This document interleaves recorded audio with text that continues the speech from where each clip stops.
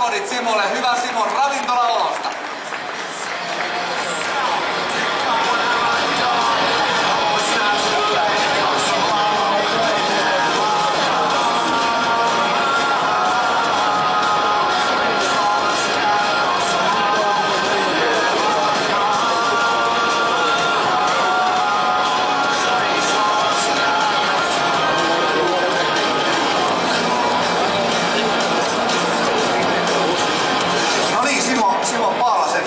Pääruoka-annos on kukonpojan rintaa ja selleriä, tummaa tryffelikastiketta ja sille Marimarin La Massia Chardonnay on Matias Pietarisen valinta.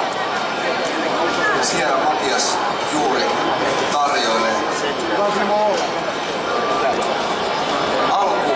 pääruokia hienosti ensin naisille ja sen jälkeen muille vieraille. La Massian vuosikerta on 2010, joka on itse asiassa aika loistava viinivuosi lähes koko Euroopassa.